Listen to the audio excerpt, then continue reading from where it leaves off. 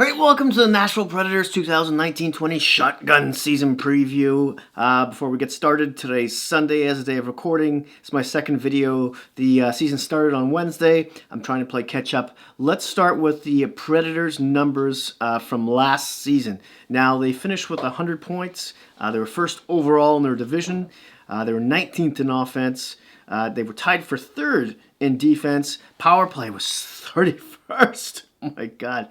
The penalty kill was 6th. And David Poile? There we go. What can I say about him? He's been in the league forever. First with Washington and now for the entire existence of the Predators.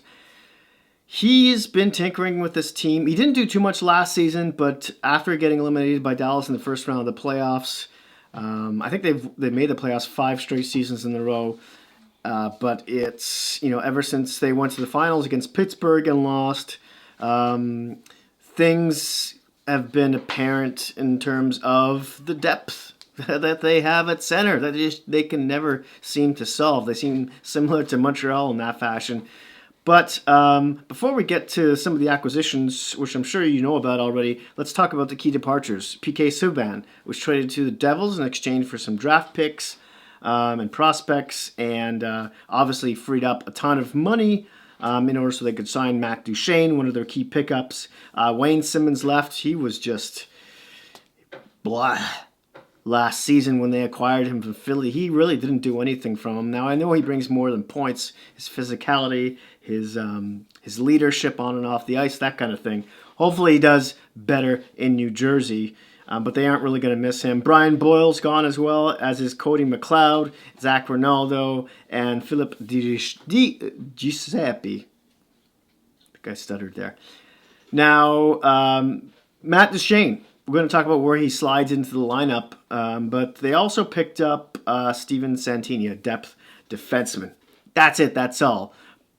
But don't forget, Fabro started for him last season and did quite well, which is why that made Subban expendable. Now, he's not the same player. He doesn't have the same offense or isn't as dynamic that way. But he's more responsible defensively. And placing him on that third pairing probably with Ekholm, it's a win-win situation. Now, the coach, Peter Lavoyette. I have this feeling he's on the hot seat this season because if they don't get through at least to the semifinals, to the Western Conference Finals, he might find himself out of a job by next season. Because don't forget, a lot of these players, especially their core group of defensemen, are up between 29 and 32ish. I want to say years old. And they're going to start aging out soon. So the time to act is now. Now let's look at some of the pairings on daily faceoff, starting with the forward group. On the first line, they've got Johansson in between Arvidsson and Craig Smith. Johansson had an all right season, but is Matt Duchene maybe the first line center? Not him. They're more like 1A, 1B, or more accurately, 2A and 2B. They've got 2 second line centermen. Really, they don't have an elite centerman on this team, which can be fine because if you look at their bottom 2 centermen, they're more like 2 third line centermen. So maybe it evens out. In any case, they're deeper for it. Now, Craig Smith went through some injuries, as did Arvidsson. If those guys can stay healthy for most of the season, you could look at some more offense that way. Then there's on the second line in between on the wings of Duchene, you have Forsberg and Granlund. Granlund didn't look particularly too good after coming over from Minnesota. Maybe with a little extra time in training camp, etc., he'll get more used to the team systems. Hopefully, he'll have a bit of a bounce back.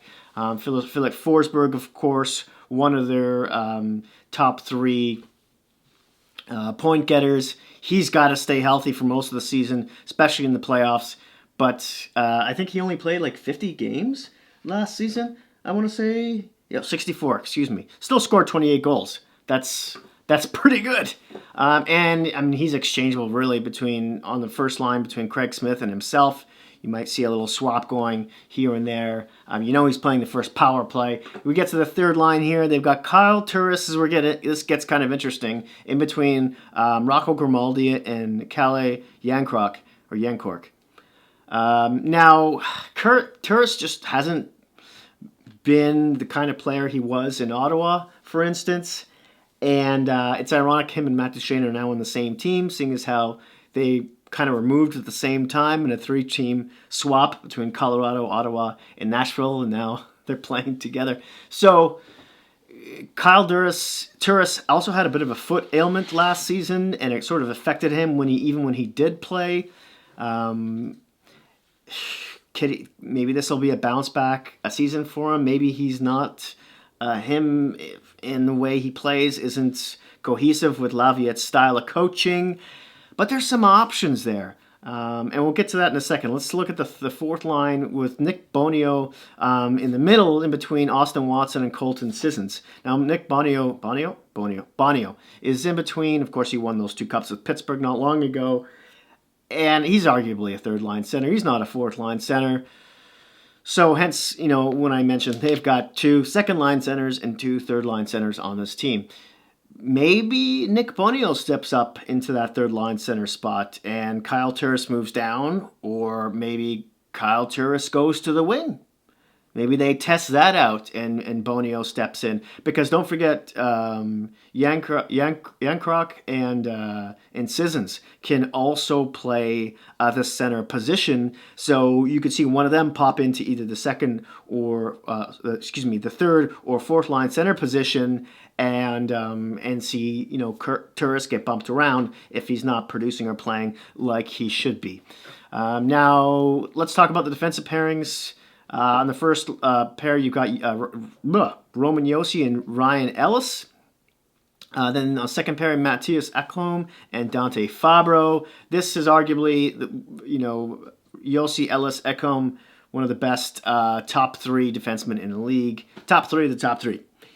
And Dante Fabro is a nice addition. There's no reason to believe he shouldn't do well there. He's not as gifted as, for example, Makar out in Colorado, but he did look good last season in the playoffs as well. On the last pairing here, they have Hamhuis and Weber. This might be Hamhuis' last season. I know he's only got 1 more year left on his contract there. Maybe you see Irwin pop in and out of the lineup. Maybe even Santini, for that matter, seeing as what happens with injuries, etc., etc. Now, as I mentioned earlier, they were 31st in the league on the power play, and apparently they brought in a coach from the WHL to specifically work on the power play. His name just skips me at the moment. I can't think of it, but the addition of Duchene as well definitely should improve that. We'll see how that works out. More goals, both 5-on-5 on the power play. It looks good on paper. And it should work. Now, goaltenders. Of course, we have Pekka Rinne and Jussi Saros. This duo has been together for a while. Each have about 2 years left on their contract. Pekka Rinne won the Vezina the season before last, and he didn't look too good in the playoffs. And Saros, I'm not sure if he's ready for that load yet. I'm thinking maybe in terms of them, load management, especially in the Central Division where there's a lot more time zone travel, which can have an effect on a player's fatigue level, etc. Especially for goaltenders. Maybe you might see more of a because Pekka Rinne he's up there in age now as well. He's 36? I want to say, 36. Maybe it's like a 55-45 kind of split in terms of the percentage of workload between the two guys. Obviously, Saros has been groomed for years to take over that number 1 spot. Is he ever going to do it? I don't know. We'll see. We'll see what happens with these two guys. Now, of course, don't forget they picked up Connor Ingram from the Tampa Bay Lightning in what a lot of people think was a steal from that end. Now, Ingram has had some pretty good numbers in the AHL and ECHL over the past 2-3 seasons. So he's waiting in the wings. Will we see him or not during the season? Maybe he'll have a cup of coffee, a drink of water. We will find out. Now, let's talk about cap here for a second. Looking at the cap friendly, they've got just over $3 million left to play with. When you look at their forward group and the UFAs and RFAs after this season, we're talking about Michael Granlund, who plays center right wing, age 27 years old. He's making $5.750. He's got to play for his next contract, show he can rebound. Then there's Craig Smith, who plays the same positions at age 30. He's making $4.250. And then we're also talking about some more depth players. Austin Watson, a 27-year-old who plays both wings at $1.1 million. There's a lot of distractions with him off the ice last season. Probably affected the room a little bit. Hopefully that's all stopped and everyone can just focus on hockey, especially him, because he's a very useful winger who can play up and down the lineup. He even has some offensive potential there. There's also Rocco Grimaldi, right winger, 26 years old, $1 million. He's coming off the books, as is Daniel Carr, 27-year-old left winger, making $700,000. The defenseman, the big one, left shot defenseman, 29-year-old Roman Josi, who's coming off a $4 million contract, will be a UFA. Watch Poile to sneakily sign him through the season to a decent deal, as he locked up Ryan Ellis for a $6.250 million contract not long ago. Keep in mind, even though Josi should win the Norris Trophy any day now, any season, any year, he hasn't yet. But maybe Poile will work some magic there. There's also Dan Hamhuis, who's coming off the book at age 26, left shot defenseman, as I said. Maybe he'll even retire. He's making $1.250. Then there's depth defenseman Yannick Weber, 31, right shot defenseman, making just under $700,000, as is 31-year-old right shot defenseman Matt Irwin. Both goaltenders are under contract for the next 2 seasons. And then there's Eli Tovlanen. I haven't forgot about him. He came up and played some games last season. He was supposed to be this big deal. Coming over from the KHL, I want to say, and nothing really happened with him. His potential didn't translate, or his talent onto the ice as people would have hoped. So now he didn't make the team. Cap Friendly's got him here in the minors.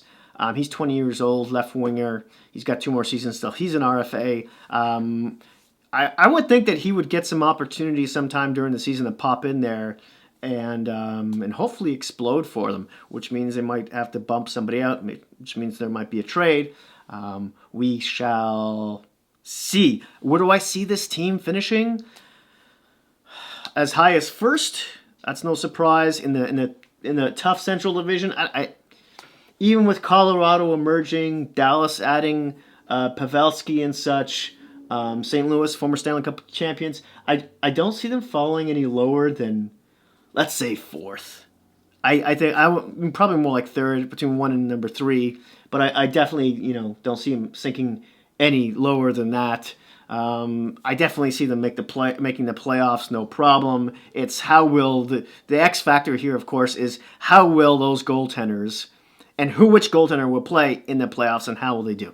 Will they not, can they play consistently, and will they not all of a sudden just lose their marbles? It seems like the pressure just gets to either one of those guys at one point, and, it's like popping a hot air balloon. Everything they just start to sag, and once that happens, Nashville, unless they start to outscore their opponents, I know they've got a little more offense this year, but I don't know.